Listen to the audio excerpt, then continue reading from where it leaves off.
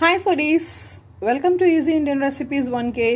இன்னைக்கு நம்ம again இன்னொரு இன்ட்ரெஸ்டிங்கான ரெசிபி தான் பண்ண போறோம். Stuffed tomato.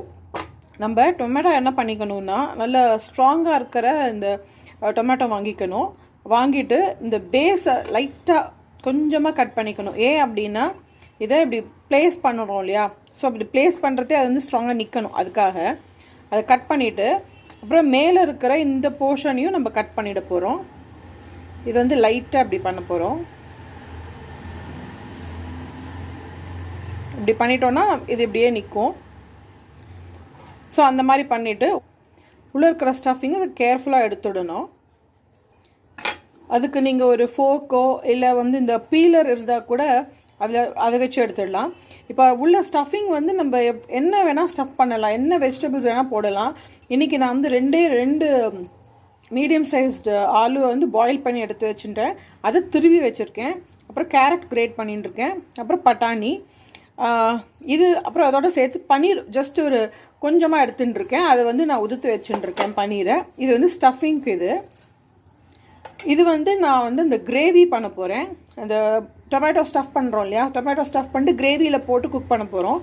அதுக்கு வந்து 3 டொமேட்டோ, அப்புறம் கொஞ்சமாக நான் வந்து கோவா எடுத்துட்டுருக்கேன். அதாவது அன்ஸ்வீட்டன்டு கோவா, இதில் திதிப்பே இருக்காது, அந்த கோவா எடுத்துட்டுருக்கேன். அப்புறம் ஒரு மீடியம் சைஸ்டு ஆனியன் நான் கட் பண்ணி வச்சுட்டுருக்கேன். ஒரு 10 கிட்டத்தட்ட ஒரு 10 காஜு எடுத்துட்டுருக்கேன். இந்த கோவா ஆப்ஷனல் தான், இந்த வெங்காயம் ஆப்ஷனல் தான். நான் இஞ்சி பூண்டு விழுதும் போட போகிறேன், அதுவும் ஆப்ஷனல் தான். இந்த டிஷ் வந்து நீங்கள் வெங்காயம் இஞ்சி பூண்டு இல்லாமலே பண்ணலாம், ரொம்ப நல்லாயிருக்கும். பட் இன்றைக்கி நான் அதை சேர்த்து தான் பண்ண போகிறேன். இது வந்து நம்ம எப்படி பண்ணுறோங்கிறத பார்க்கலாம்.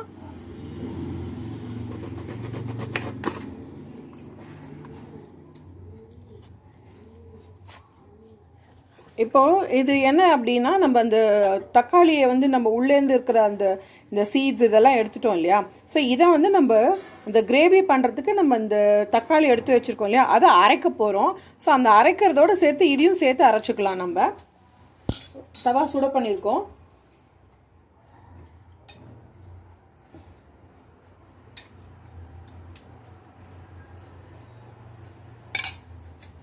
இந்த தவாவில் ஒரு 3 டீஸ்பூன்ஸ் ஆயில் போட்டிருக்கோம். இதில் என்ன பண்ண போகிறோன்னா தனியா, சோம்பு, ஜீரகம் இது 3த்தையும் போட்டு இந்த மாதிரி சாட்டே பண்ணிடுங்க ஒரு ஃபியூ செகண்ட்ஸ். இது வந்து ஸ்டஃபிங்காக பண்ண போகிறோம். நம்ம இந்த ஸ்டஃபிங்கில் என்னென்ன போட போகிறோன்னா உருளைக்கிழங்கு, அதை நான் வந்து வேக வச்சு கிரேட் பண்ணி வச்சுருக்கேன். அதே மாதிரி பட்டாணி, அதே மாதிரி கேரட்டையும் நான் வந்து துருவி வச்சுருக்கேன். சின்ன சின்னதாக கூட கட் பண்ணலாம், பட் துருவினா உங்களுக்கு வந்து ஸ்டஃப் பண்ணுறதுக்கு ஈஸியாக இருக்கும்.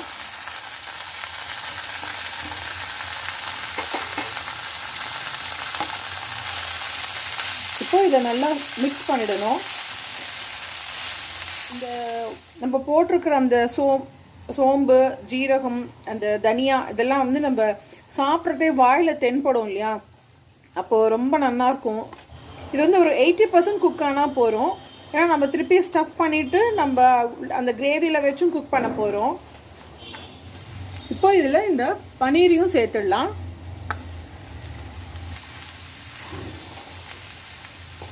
ஸ்டஃபிங் வந்து நம்மளோட இஷ்டம்தான். இதில் மாத்திரம் இல்லை, நம்ம அந்த ஸ்டஃப்ட் கேப்சிகம் பண்ணினோம் இல்லையா, அதுலேயும் நம்மளோட இஷ்டம்தான். இப்போது இதில் வந்து நான் கொஞ்சமாக ஆம்ச்சூர் பவுடர் எடுத்துட்டுருக்கேன், தனியா பவுடர், அண்ட் இது வந்து காஷ்மீரி சில்லி பவுடர். காரம் இருக்காது, கலர் நல்லாயிருக்கும். சால்ட் போட்டுடலாம். இப்போ இது அகெயின் நல்லா மிக்ஸ் பண்ணிடலாம். நான் பிகினர்ஸ்க்காக சொல்கிறேன்.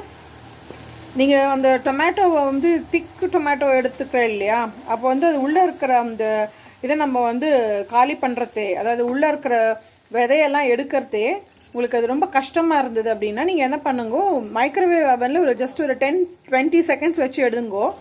அப்போ வந்து உள்ளே இருக்கிறது கொஞ்சம் லூஸ் ஆகிக்கும். அப்புறம் உங்களுக்கு அதை வெளியில் எடுக்கிறதுக்கு சௌரியமாக இருக்கும். இப்போ நம்மளோட இந்த ஸ்டஃபிங் ரெடி ஆகிடுது. இது ஆறட்டும். இன்னொரு கடாய் எடுத்து வச்சிடலாம்.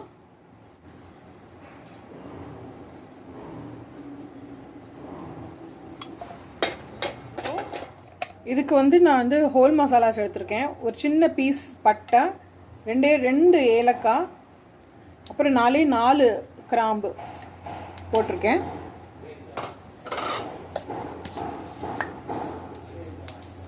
இதோட சேர்த்து 1 டீஸ்பூன் ஜீரகம் போட்டிருக்கேன்.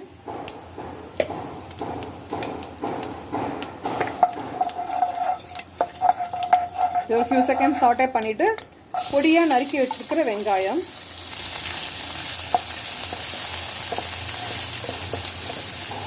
இதோட சேர்த்து ஜிஞ்சர் கார்லிக் பேஸ்ட் கொஞ்சமாக போட்டுக்கலாம். இப்போது மஞ்சள் கொஞ்சமாக போட்டுக்கலாம். இந்த வெங்காயம் வதங்கின்னு இருக்கட்டும். இதுக்கு இடையில நம்ம வந்து இந்த தக்காளியும் முந்திரி பருப்பையும் அரைச்சி வந்துடலாம். இப்போ நம்ம என்ன பண்ண போகிறோம்னா 2 டீஸ்பூன் நம்ம கடலை மாவு இதோட சேர்த்து ஃப்ரை பண்ண போகிறோம்.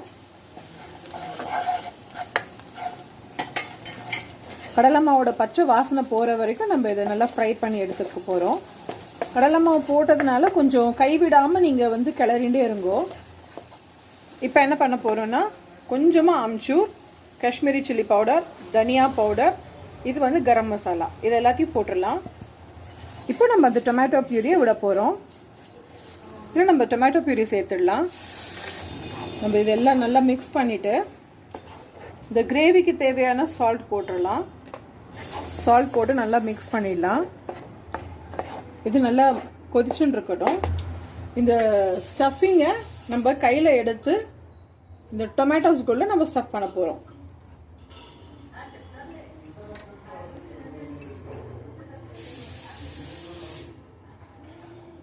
இது எப்படி பண்ணணும்னா இந்த மாதிரி பண்ணிக்கோங்க. அப்போ உங்களுக்கு ஈஸியாக உள்ளே போகும்.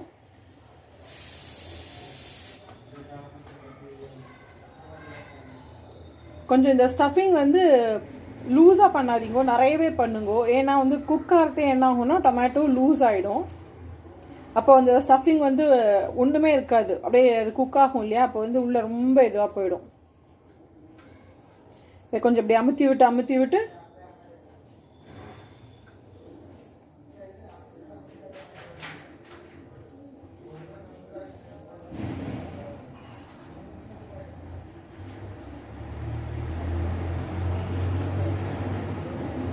இன்கேஸ் இந்த ஸ்டஃபிங் பாக்கி ஆச்சு அப்படின்னா கூட நோ ப்ராப்ளம். இதை நீங்கள் வந்து ஒன்று இந்த கிரேவியிலேயே போட்டு மிக்ஸ் பண்ணி நீங்கள் யூஸ் பண்ணிக்கலாம். இல்லை வேண்டாம் அப்படின்னாக்கா உங்களுக்கு இந்த கிரேவியே நிறைய இருக்குது அப்படின்னு நீங்கள் ஃபீல் பண்ணினேன்னா இதை வந்து நீங்கள் இந்த ஸ்டஃபிங்கே வந்து நீங்கள் சப்பாத்திக்குள்ளே ஸ்டஃப் பண்ணி பரோட்டாவாகவும் செஞ்சு சாப்பிட்டுக்கலாம். அப்போ என்ன பண்ணணும்னா உங்களுக்கு இந்த பட்டாணி வந்து முழிச்சுன்னு இருக்கும் இல்லையா, அப்போ அதை மாத்திரம் நம்ம வந்து இந்த ஆலு மேஷரால் மேஷ் பண்ணிவிட்டு அதை நம்ம இந்த சப்பாத்தி மாவுக்குள்ளே நம்ம அதை உள்ளே ஸ்டஃப் பண்ணிவிட்டு பரோட்டா மாதிரி வச்சு சாப்பிட்லாம். இப்போ இதை செக் பண்ணிக்கலாம் நம்ம. வாவ், இந்த மசாலாஸ் எல்லாம் நல்லா குக் ஆகிடுது. இப்போ என்ன பண்ண போகிறோன்னா நம்ம இந்த திருவி வச்சிருக்கிற இந்த கோவா, அன்ஸ்வீட்டன்டு கோவா, அதை நம்ம போட்டுக்கலாம். இது ஆப்ஷனல் தான். இது வந்து நீங்கள் சேர்க்கணும்னு நினச்சா இங்கேயும் சேர்க்கலாம், இல்லை இந்த ஸ்டஃபிங்லேயும் நீங்கள் சேர்க்கலாம். நான் இங்கே தான் சேர்க்குறேன், ஸ்டஃபிங்கில் சேர்க்கலை. இது நல்லா மிக்ஸ் ஆகணும். இப்போ என்ன பண்ண போகிறோம் அப்படின்னா நம்ம ஜலம் விட்டுக்கலாம் கொஞ்சம். அதாவது நமக்கு இதில் காஜு போட்டு அரைச்சிருக்கோம், ப்ளஸ் நம்ம கடலைமாவு போட்டிருக்கோம். இதனால என்ன ஆகும்னா நம்மளோட கிரேவி திக்காக கிடைக்கும். But at the same time நமக்கு வந்து இந்த டொமேட்டோ குக்காக தக்கன நமக்கு கிரேவியும் இருக்கணும். அதனால் நம்ம என்ன பண்ண போகிறோம்னா நம்ம இதில் வந்து ஜலம் விட்டுக்க போகிறோம். நான் இன்னும் கொஞ்சம் ஜலம் விட போகிறேன்.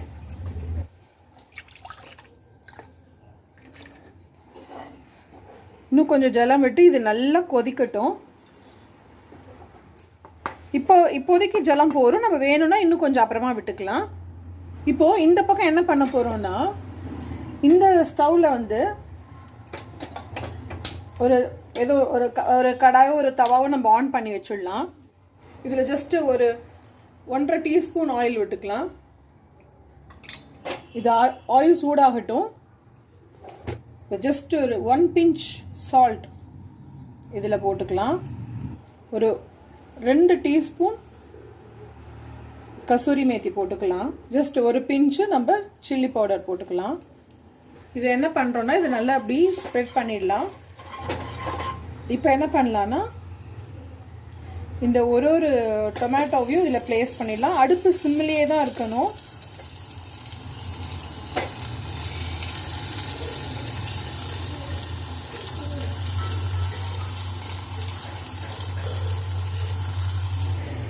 இதையும் மூடி வச்சிடலாம். இதுவும் நல்லா நல்லா கொதிக்கணும். இதுவும் இப்போ இதை நம்ம இப்படி திருப்பி விட்டுட்டே இருக்கணும். இது ஒரு 5 நிமிஷம் இந்த மாதிரி ஆயிருக்கு. அடுப்பை ஆஃப் பண்ணிவிட்டு இந்த ஒரு டொமேட்டோவையும் நம்ம இங்கே ப்ளேஸ் பண்ணிடலாம். இப்போ இதில் இந்த ஆயிலில் இந்த டொமேட்டோ நம்ம ஃப்ரை பண்ணினோம் இல்லையா, அதில் இருக்கிற அந்த கசூரி மேத்தி சால்ட் எல்லாத்தையும் இதில் சேர்த்துடலாம். இப்போ இது சிம்மிலேயே ஒரு 8லேருந்து 10 நிமிஷம் குக் ஆகட்டும். இதே நீங்கள் மைக்ரோவேவில் பண்ணினேன்னா அது ஒரு 30 செகண்ட்ஸ் வச்சு எடுத்தேன்னா இது இந்த ஸ்டஃபிங்கோட, அதாவது முதல்ல நான் சொன்னது 10-20 செகண்ட்ஸ் வச்சு எடுத்தேன்னா அது உள்ளே இருக்கிற தக்காளிக்குள்ளே இருக்கிற அந்த விதையெல்லாம் எடுக்கிறதுக்கு சௌரியமாக இருக்கும். அண்ட் இதை ஸ்டஃப் பண்ணின பின்ன நீங்கள் அவனில் வச்சு ஒரு 30-40 செகண்ட்ஸ் வச்சு எடுத்தேன்னா அந்த டொமேட்டோ இந்த லேயர் இருக்குது பார்த்தீங்களா, இது திக்காக இருக்கும். ஏன்னா இது நம்ம ஸ்ட்ராங் டொமேட்டோ தானே நம்ம யூஸ் பண்ணுறோம். ஸோ அப்போ அது என்ன ஆகும்னா உங்களுக்கு ஈஸியாக குக் ஆகிடும். அப்போ இந்த கிரேவியில் போடுறது உங்களுக்கு சௌரியமாக குக் ஆகும். நம்ம இந்த கசூரி மேத்தி க்ரஷ் பண்ணி போட்டுடலாம். அகைன் இதை மூடி வச்சு குக் பண்ணலாம். இப்போ பாருங்க 10 மினிட்ஸ் நல்லா சிம்லேயே வச்சு நான் குக் பண்ணதுனால எவ்வளோ சாஃப்ட் ஆகிடுது பார்த்தீங்களா. இந்த டொமேட்டோவோட மேல் லேயர் அப்படி உறிஞ்சு வர மாதிரி இருக்குது. இது அமுத்தினாலே சாஃப்டாக அமுந்துடுது. இதுதான் கணக்கு. இப்போ இந்த டொமேட்டோஸ் எல்லாம் குக் ஆகிடுது அப்படின்ட்டு நம்ம இந்த ஸ்டவ் ஸ்விட்ச் ஆஃப் பண்ணிடலாம். Easy and interesting recipe stuffed tomato. இதில் வேணும்னா நீங்கள் மேலே சீஸ் கிரேட் பண்ணிக்கலாம். நம்மளோட இந்த கிரேவி எவ்வளோ ஒரு க்ரீமியாக இருக்குது பார்த்தீங்களா.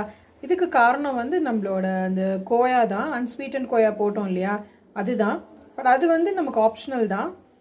நம்மளோட பர்வா டொமேட்டோ, அதாவது நம்மளோட ஸ்டஃப்ட் டொமேட்டோ இவ்வளோ ஈஸியாக பண்ணிட்டோம் பார்த்தீங்களா.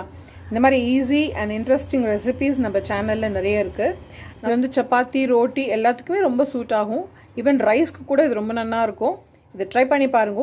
உங்கள் ஃபீட்பேக் கொடுங்க. தேங்க்யூ ஃபார் வாட்சிங். பாய்.